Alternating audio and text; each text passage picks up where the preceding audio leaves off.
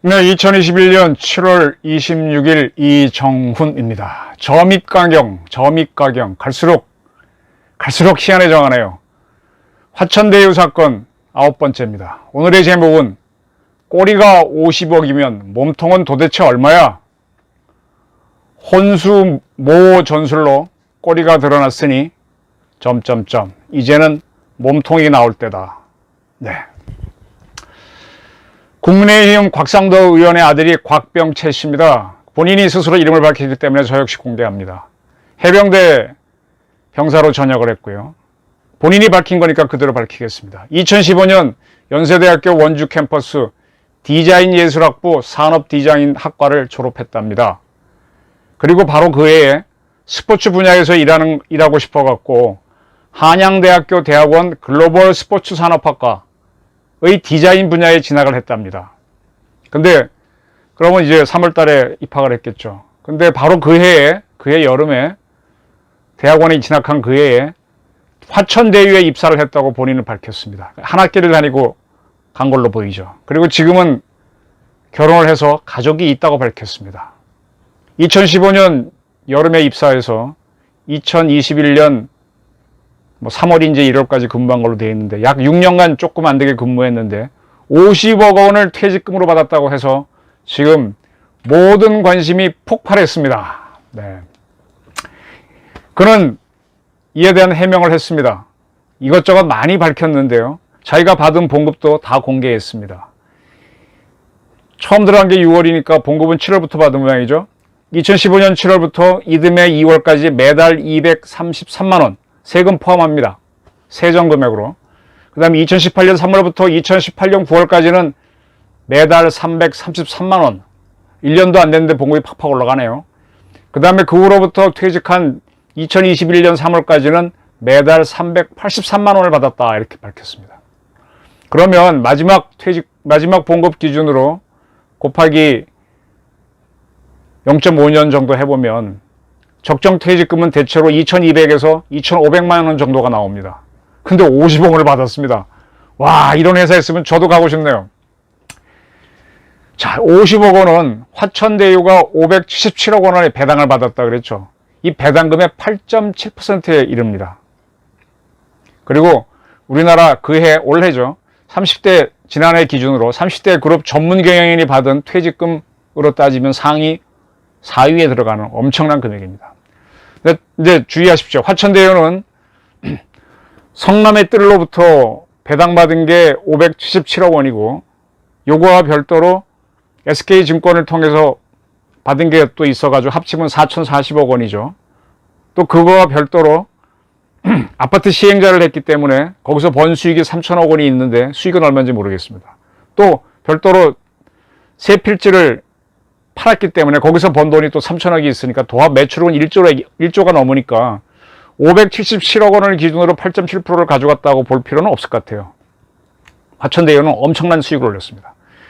이러한 이제 곽 의원 아들의 퇴직금에 대해서 민주당 김병옥 의원은 50억 원은 곽상도 의원을 저격하는 거죠. 곽상도 의원이 우회 투자한 거 아니냐, 우회 투자한 대가인지 공영개발 저지에 대한 로비의 대가인지 이 공영개발을 이재명 씨가 추진했다는 거잖아요. 그걸 막으려고 했다는 게 국힘당이라고 계속 주장해 왔는데 공영개발 저지에 대한 로비의 대가인지 아니면 정치적 뒷배를 봐주고 대가를 받은 것인지 곽상도 의원은 밝혀라 라고 주장을 했고 국민의힘 세력이 일부 토건 세력과 손잡고 대장동 사업을 먹잇감으로 삼았다라고 비난을 했습니다.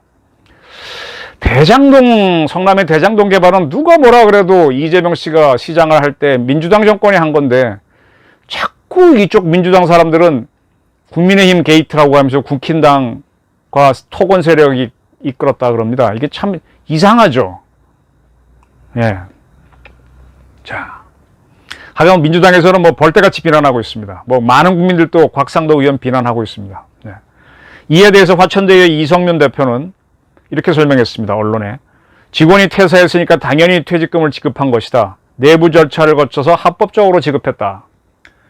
그리고 이런 이야기를 했습니다. 우리가 대장동 사업을 처음 시작할 때 사람들이 인력이 제대로 세팅이 안 됐다. 사람들이 제대로 세팅이 안 됐다.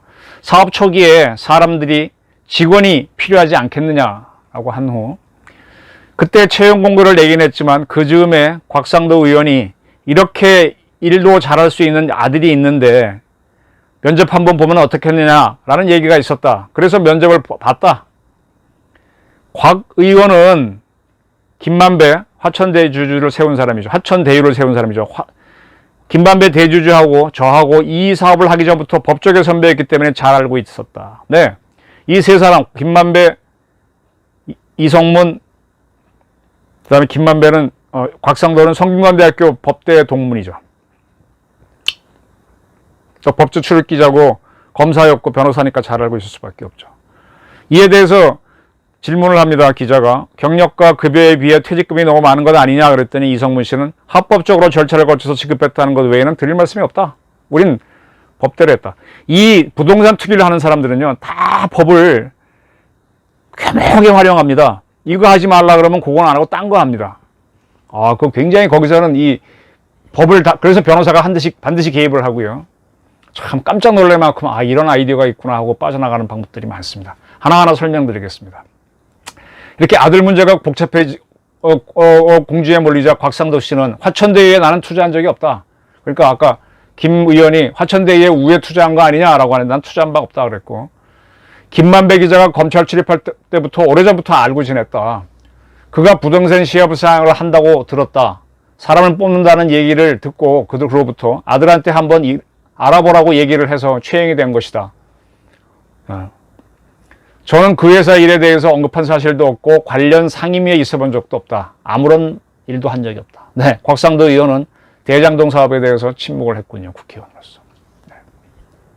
아까 제가 곽상도 씨의 아들이 곽병채다, 해병대 출신이다, 연대 원주 캠퍼스 나왔다, 한양대 대학원 갔다 쭉 결혼했다 설명했는데 이 근거는 그의 아들이 곽상도 의원 페이스북에 글을 올렸기 때문입니다. 이게 전문입니다. 화면에 떠 있는 게. 상당히 긴 글인데 저는 너무나 치밀하게 설계된 오징어 게임 속의 장기 뚫 때 말일 뿐입니다. 이런 제목이었습니다. 오징어 게임이 뭐더라 요즘 TV에 드라마에 나온다면 누가 페이스북에 써서 거기 전화번호 털렸다고 내용이 있다고 해서 저도 슬쩍 잊어서야 알았는데 솔직히 오징어 게임이 무슨 드라마인지 잘 모릅니다. 이 글에서 곽병채 씨는 화천대유의 1호 사원이자 곽상도 의원의 아들 곽병채라고 합니다. 라고 글을 시작합니다.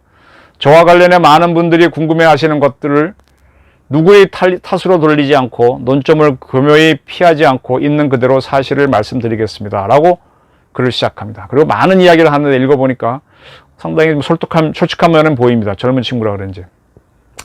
제가 입사한 시점에 화천대유는 모든 세팅이 끝나 있었습니다. 요거는 이성문 대표와 같은 이야기네요. 둘이 입을 맞춘 건 아닐까요? 돌이켜보면 설계자 입장에서 저는 참 충실한 말이었습니다. 그리고 이제 자기가 회사에 가게 된 이유를 아버지께서 김 동그라미가 부동산 개업을 하는데 사람을 구한다고 하니 생각이 있으면 한번 알아보라고 하셨습니다. 그래서 믿져야 본전이라는 생각에서 지원을 했다라고 하면서 이렇게 얘기합니다. 부동산 개발 사업은 대박이 날 수도 쪽박을 찰 수도 있지만 이미 우선 협상 대상자로 성남의뜰이 돼 있었죠. 선정되어 있는 상태라 이 사업에 대박이 날 수 있겠다. 한번 베팅을 해볼만 하겠다고 판단했습니다. 이에 직접 화천대유에 문의를 했고 채용 절차에 따라 공고가 나면 공고를 통해 지원하는 답을 받아 화천대유에 지원하였고 면접을 본 후 2015년 6월경 입사하게 되었다라고 밝혔습니다. 그리고 이제 자기가 받은 봉급도 쭉 밝힌 다음에 그 퇴직금에 대한 설명을 이렇게 합니다. 화천대유가 이제 분양을 2018년쯤에 거의 끝냈죠. 그리고 수익이 과시화되자 2020년 6월 퇴직금을 포함해서 5억 원의 성과급을 자기하고 화천대유가 계약했다. 그리고 2021년 3월 퇴사하기 전 50억 원을 지급받는 것으로 성과급 계약이 변경됐다라고 밝혔습니다. 이렇게 이제 퇴직금을 하게 되면 성과급을 받으면 굉장히 많은 세금을 냅니다. 여러분 뭐 집 사고 팔 때 양도세 많은 것처럼 이 수익도 많으면 세금 많이 냅니다. 그 50억 퇴직금 중에서 원천 징수 후 28억 원을 2021년 4월 30일 경 자기 계좌로 받았다라고 밝혔습니다. 28억 원. 그럼 22억 원을 세금으로 낸 거군요. 근데 이거는 입사할 때부터 약속돼 있었던 금액은 아니었습니다. 아까 본인이 밝혔듯 퇴사하기 전 50억을 받는 걸로 계약이 변경됐다. 성과급을 포함해서 그렇게 밝혔으니까. 모든 인지검들이 성과급 계약을 체결하였고 구체적인 시점과 금액은 개인과 회사가 체결했기 때문에 나는 거기에 대해서는 알지 못한다라고 밝혔습니다. 그리고 이제 성과급과 위로금을 합쳐서 퇴직금이라고 표현한 것 같죠. 이렇게 많이 받은 것은 회사가 엄청나게 많은 수익을 올리게 된 데 따른 것이다 라고 한 후 580원의 추가 공사비를 계상하지 자기가 이렇게 많이 받은 이유를 설명합니다. 자기가 최선을 다했다고 하면서 580억 원의 추가 공사비를 계상하지 않은 채 배당금으로 모두 소진하는 결정이 있기 직전 화천대유가 추가 공사비를 생각하지 않고 배당금을 처리하려고 했을 때 580억 원이 이거 공사비로 써야 됩니다라는 걸 발견해서 회사에 알려준 공로가 있다. 또 업무 과정으로 인해 건강 악화가 된 바가 있는데 그에 대한 위로다. 그런 이 글에서 보게 되면 어지럼증이 있어서 쓰러져고 뭐 그렇게 했다는 얘기가 쭉 있습니다. 그리고 뭐 몸을 던져서 일을 했다는 표현들도 있습니다. 7년간 근무한 공적, 이건 횟수로 7년이죠. 공적을 인정해 회사에서 결정해 준 금액이다라고 주장을 했고, 그리고 제가 전 시간에 말씀드렸지만 아파트 지으려고 땅을 팠을 때 문화재 나오면요, 문화재 다 발굴할 때까지 아무 개발 못 합니다. 그래서 문화재 개발에 아주 신경 쓰는데 대장동은 그런 게 없을 거라 그랬는데 있었던 모양입니다. 사업진의 문화재가 발견되어 공사 지연이 예상되는 상황에서 발견 구간과 미발견 구간을 다른 사업 구간으로 분리시켜 버렸다.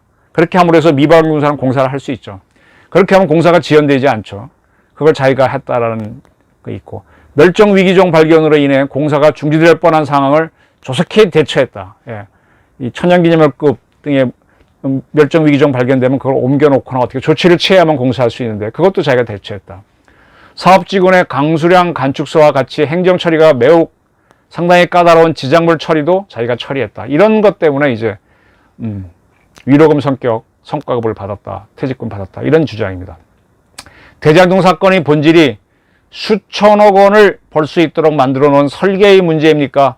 그 속에서 열심히 일한 한 개인, 나 곽병채의 문제입니까? 이렇게 하면서 글을 막았습니다. 어쨌든 곽상도 의원 아들이 50억 받은 게 드러나자 이재명 씨가 발끈했습니다. 그는 페이스북에다가 곽상도 50억 받은 아들이 사실은 이재명 아들이야? 이런 제목의 글을 올렸습니다. 옛날에 유서대필 조작 사건이라고, 유서대필 사건이라고 굉장히 시끄러운 사건이 있었습니다. 운동권 학생이 죽었는데 그 유서를 누가 썼느냐. 그때 검사가 곽상도였던 말이죠. 유서대필 조작검사 출신 곽상도 국회의원께서 화천대유는 이재명 거라는 회개한 주장을 하더니 이제는 자기 아들이 받은 50억 원은 이재명 설계 때문이랍니다. 같은 하늘 아래서 숨도 같이 쉬고 싶지 않은 분께 제가 50억 원을 줬다는 말입니까? 국힘 성남시장이었으면 예정대로 민영 개발하고 5,500억 원까지 다 해먹었을 것인데 억울하십니까? 이러시다간 조만간 50억 받은 사람은 내 아들이 아닌 이재명 아들이라고 하실 것 같습니다. 라고 썼습니다. 50억 원은 원유철 의원, 구속돼 있죠. 징역 살고 있네요. 원유철 의원이 고문녀처럼 박근혜 정부와 국힘이 성남시 공공개발을 저지해준 대가성 뇌물의 일부로 의심됩니다. 네, 이렇게 주장을 하고, 감옥 안 가는 곽 의원한테 감옥 안 가는 주문 하나 알려드리겠습니다. 제가 성남시 공무원들을 보라고 화장실에 붙여두었던 경구입니다. 부패지옥, 청렴천국, 이렇게 글을 맺었습니다. 문재인 대통령의 아들 문준영 씨, 정부 지원금 받았다고, 지자체 지원금 받았다고 시끄러웠죠. 그도 글을 올렸습니다. 페이스북에. 곽상도 의원님, 대통령 자식 공격으로 주목받았었죠? 이런 제목입니다. 이런 제목으로 시작합니다. 하필이면 이번엔 자기 자식이 연관되다니, 자기가 휘두던 칼이 주목받은 만큼, 원한 쌓인 만큼 거대해져 되돌아오겠군요. 그 칼에 아들까지 다칠지도 모릅니다. 그때 남 탓할 수 있을까요? 자기가 던진 칼날이 되돌아오는데 아들을 방파맥으로 쓰는 건 비겁한 겁니다. 이렇게 했습니다. 자, 이러한 대립을 보면서 저는 손자병법을 제가 몇 번 인용했었는데, 손자병법의 승전계, 패전계, 혼전계 뭐 이런 여러 가지 6개 상황에 맞춰갖고 계략을 설명하고 있죠. 그 중에 하나가 혼전 상태에서 쓰는 혼전계입니다. 혼전계에는 다시 또 6개의 계략이 있는데 그 중에 하나가 혼수모오 전략입니다. 전술이라고 할까요? 제가 제목에서 혼수모오 전략이 펼쳐지고 있다 그랬는데 혼전 상황에서는 누가 이길지 몰라요. 그럴 때는 딱 승기를 잡는, 상대를 이기는 게 아닙니다. 상대를 어렵게 해서 내가 기회를 잡는 게 중요한데 상대의 허를 찌르는 그러한 기발한 전술 전략이 필요합니다. 그 중에 하나로 손잡은 법은 혼수모오를 제시합니다. 즉 혼전 죽일 때는 물에서 하는 싸움인 경우는 물을 막 흐리게 해서 그 틈에 원하는 고기를 딱 잡아라, 이겁니다. 혼수모오 전략이에요. 지금 대장동 게이트는 누가 죽을지 모르는 공론일척의 싸움입니다. 이럴 때는 승기를 잡아야 됩니다. 내가 불리하면 상대방을 딱 쳐서 그쪽으로 관심이 쏠리게 하는 것도 방법이죠. 그런데 이렇게 혼수모오 전략이 지금 곽상도 아들 터져나면서 일어난 걸로 저는 봅니다. 그런데 분명히 합시다. 이재명 씨는 계속 공공개발을 했다고 주장하는데 대장동 개발은 그렇지 않습니다. 이거는요, 이재명 씨가 시장이 되기 전인 2000년대, 2010년 이전에도 계속 말썽이 있었던 겁니다. 그리고 이 사업을 공공개발로 한다고 이재명 씨는 주장했지만 민간 사업, 뭐 중간 단계는 민관 사업이라 민하고 관청이 같이 한 걸로 바꿔오긴 했지만 결국은 민간 사업이 시빌 사업이 됐는데 이걸 바꿔놓은 주역은 어제 말했던 유동규 성남도시개발공사 본부장하고 남욱 변호사입니다. 그들이 민간 사업으로 바꿔놨습니다. 이미 공영개발로 했다면요, 대장동에 가보면 거기엔 성남판 주공아파트가 쫙 들어서 있어야 돼요. 근데 가보시면 성남판 주공이 뭡니까? 뭐 지금은 LH니까 LH 아파트나 서울도시공사는 뭐 SH 그런 아파트가 돼야 되니까 성남도시개발 아파트 브랜드를 붙이는 아파트가 있어야 되는데 그거 없잖아요. 거기 가보면 대우 브랜드인 판교 포스트힐 프루지오 아파트, 포스코 브랜드인 더샵 포레스트 그런 아파트만 있습니다. 그건 민간 개발이 됐다는 빼박도 못하는 증거입니다. 이재명과 민주당은 거짓말입니다. 유동규 씨가 어떤 사람인지는 어제 설명했습니다. 한솔 마을 5단지의 리모델링 조합장을 하다가 2010년 이재명 씨가 나왔을 때 그를 지지하면서 성남도시개발공단과 개발공사를 간부로 됐던 사람이죠. 그 남욱 변호사도 어제 설명했는데 대장동 개발 사업을 추진했다가 기소가 돼서 소송에 걸렸다가 무죄로 나온 바 있는 사람이죠. 근데 변호사들은요, 이 돈 거래한 것들을 대부분 뭐라 그러나요? 상담이나 뭐 수임료 이렇게 처리하기 때문에 그래서 빠져나올 수 있어요. 좀 쉬워요. 어쨌든 이 두 사람이 성남 대장동 개발을 주도했습니다. 그리고 지금 민간화폐가 들어서 있습니다. 이거를 공공개발이라고 주장하면 우습죠. 거짓말은 안 됩니다. 그래, 이 두 사람들은 프로 겁니다. 민간 사업으로 바꿔놨으니까. 그렇지 않아도 예민한데 공공개발을 주장했었는데 안전장치를 할 수 있겠죠. 그리고 분명한 거는요, 정치판하고 사업판은 별건입니다. 정치적으로 싸워도 돈 버는 거는요, 그래, 그건 뭐 투자하지 이렇게 갑니다. 그렇게 사업판에서 서로 하나가 되면 정치적으로 타협도 볼 수도 있어요. 자, 박영수, 권순일 이런 사람을 고문으로 영입한 이유가 뭐겠습니까? 또 이한주 씨의 동생인 이한성 전 국힘당 전신 국회의원을 주주로 참여시킨 이유가 뭐겠습니까? 그리고 성균관대학교 동문인 곽상도 씨가 아들 취직 문제를 힌트를 딱 주니까 채용한 이유가 뭐겠습니까? 곽상도 씨가 꽤 떠들었다고 하지만 평소에 하던 거에 비하면 대장동 사업에서는 아주 침묵을 했었죠. 성공을 좀 한 면이 있죠. 자, 지금 이렇게 혼수모호 전략을 펼친 거는 지금 대장동 개발의 몸체가 서서히 드러나려고 하니까 꼬리 자르기로 물을 흐리는 거죠. 딴 데로 돌리려는 걸로죠. 그래서 첫째 터져나온 게 뭐냐? 곽상도 아들 50억 원 이전에 뭐가 터졌는가 하면 SK 재단의 최기원 씨가 터져나왔어요. 이건 제가 화천대유에 물주는 전주는 S그룹이다. S가 SK그룹이었죠. 그 설명을 드렸었죠. 이틀 전인가요? 그게 이제 그 다음날 보도가 되더니만 터져 나오더라고요. 그리고 지금 곽상도 아들 공개해서 물을 흐리는 겁니다. 동화변 꼬리 자르는 거죠. 그러나 그렇게 자른다고 해도 워낙 물주기가 강력해서 그걸 바꾸지 못할 겁니다. 자, 아버지가 국회의원이라도 곽병채라는 인물은 결국 꼬리 중에 꼬리입니다. 말단 사원이잖아요. 근데 그가 50억 받았다면 몸통은 얼마를 챙겼을까라는 의문이 일어날 수밖에 없습니다.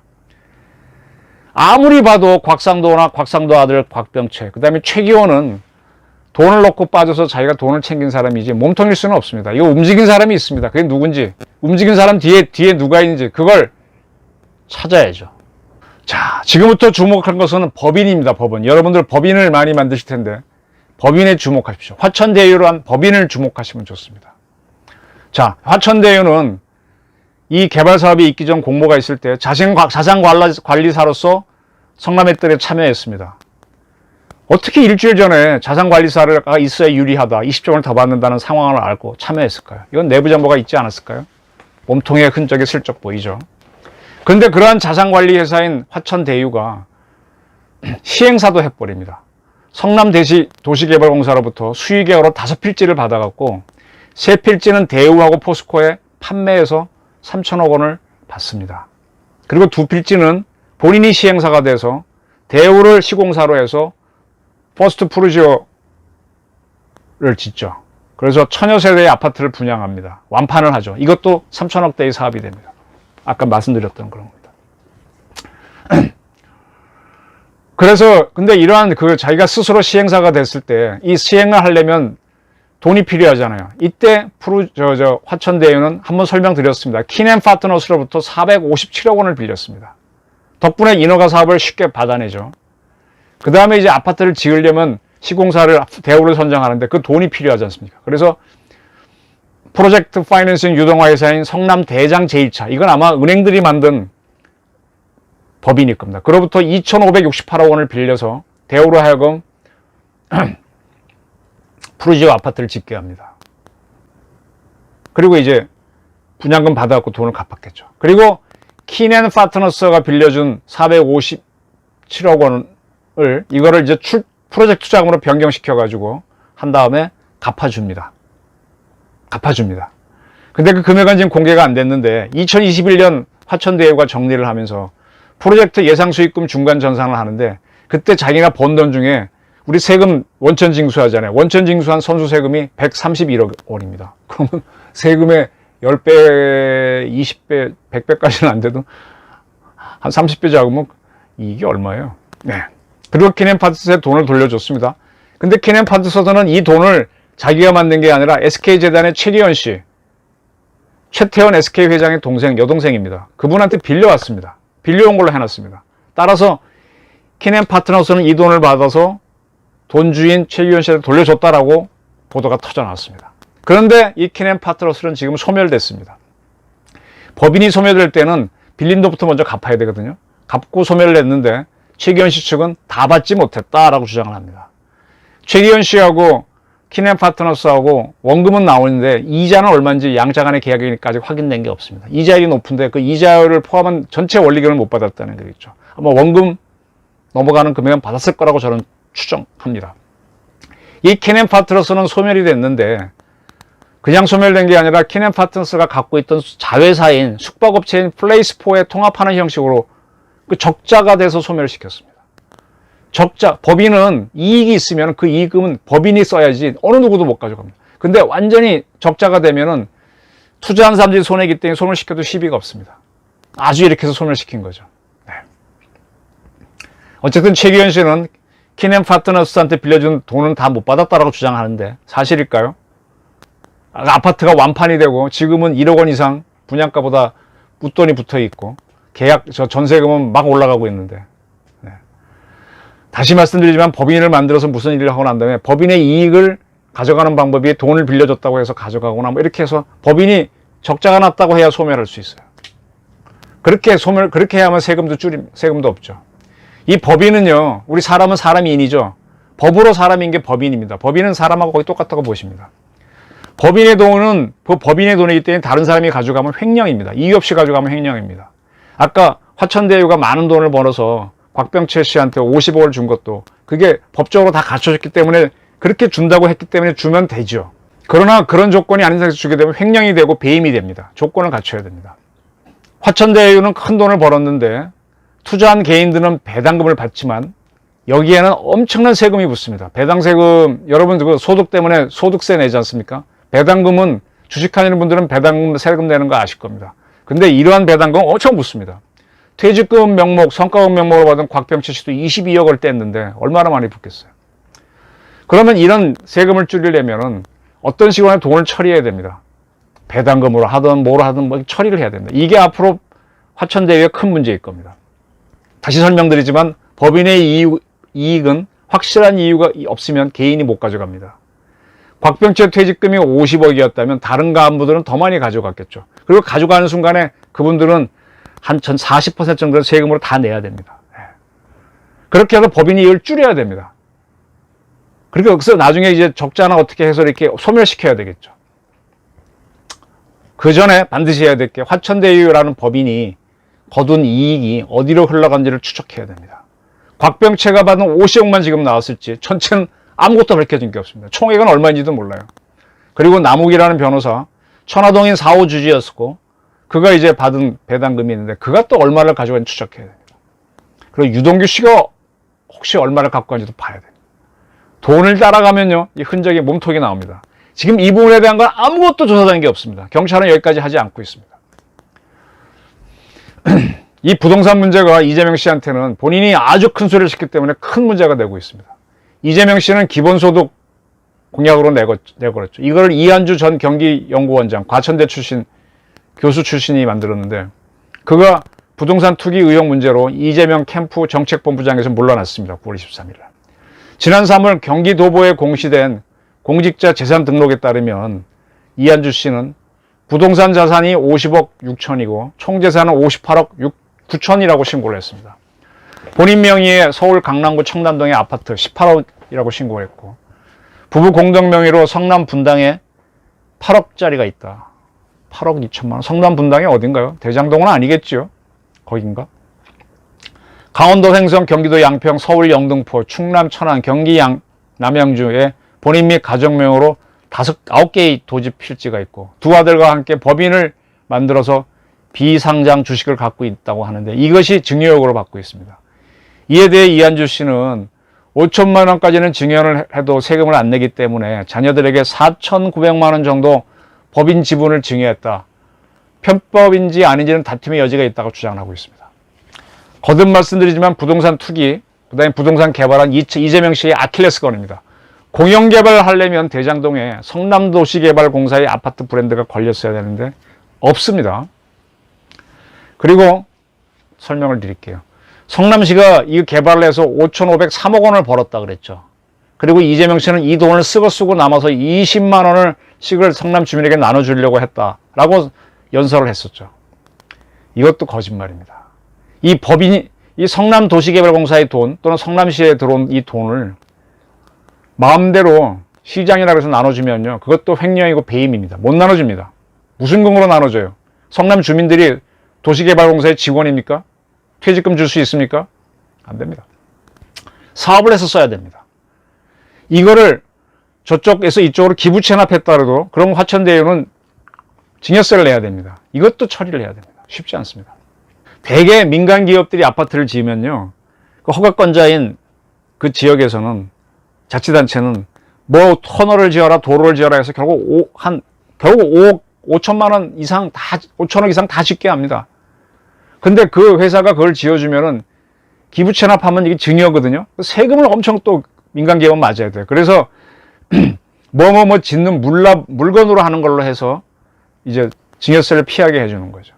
그럼 다시 말하면 성남시가 5,503억 원을 받았더라도 그거는 이 기부채나 물납 이런 형식이기 때문에 한 푼도 손을 못 대는 겁니다. 근데 어떻게 그 중에 20만 원을 돈을 떼어서 20만 원씩 성남 주민한테 줘요. 그리고 이걸 굳이 이렇게 공영개발 형식으로 하지 않아도 이 정도의 시설은 어떠한 데도 다 짓습니다. 5,500 정도는 다 기부채납 형식으로 짓게 합니다. 별거 아닙니다. 자, 이제 다시 설명하겠습니다. 화천대유가 거뒀다는 막대한 이익을 어떻게 처리할까? 그걸 추적해야 됩니다. 그 과정에서 몸통이 드러날 겁니다. 근데 지금 유동규 씨는 경기관광공사 사장을 그만두고 이재명 캠프에 들어가지 않았습니다. 국내에 있지만 핸드폰 꺼놓고 잠적했지만 떠났습니다. 남욱 씨는 변호사는 가족 잃고 해외로 나갔고 그리고 정모 변호사라고 하는 사람이 또 있죠. 그 양반도 지금 힘을 쓰지 못하고 있습니다. 즉 대장동 개발을 할 때는 같이 갔던 사람들이 이재명과 빠이빠이 했습니다. 대장동을 민간 업자인 화천대유에게 줄 때 수용가보다 싸게 줬었죠. 네. 수용가는 평당 600에 했는데 1200인가가 줬고 그거를 2000에 또 민간에 줘갖고 화천대유는 많이 벌었죠. 그 이유가 뭔지를 밝히면 희한한 사건이 됩니다. 그건 결국은 뭐냐? 대장동의 땅값을 올린, 땅값이 올랐기 때문에 수익이 많았다고 성남하고 이재명은 주장하는데 그 땅값을 올린 주역이 누구냐? 바로 성남시 성남도시개발공사, 그때 그걸 이끌었던 유동규, 이런 사람이 되는 겁니다. 그리고 그 뒤에는 누가 있습니까? 이재명이 있는 게 되는 겁니다. 이재명은 죽었다 깨도 대장동으로부터 자유로울 수가 없습니다. 자, 이제 앞으로 혼수모호 전략에 따라 꼬리가 한두 개 더 나오겠죠. 그러나 몸통은 사라지지 않습니다. 꼬리가 나오면 나올수록 저 같은 사람은 몸통에 대한 궁금증이 점점 커져갈 것이고 거기에 대한 추적이 들어갈 겁니다. 검찰, 경찰은 안 움직이겠죠. 공수처도 안 움직이겠죠. 또 대선이니까 더 안 움직이려고 했지만 아마 언론은 움직일 겁니다. 건곤일척의 승부가 벌어졌다고 하는 거는 바로 그 때문에 제가 드리는 말씀입니다. 꼬리 50억이 나왔으니 몸통은 얼마냐? 이 점을 한번 생각하시면서 이 사건을 지켜보시기 바랍니다. 경청해 주셔서 감사합니다.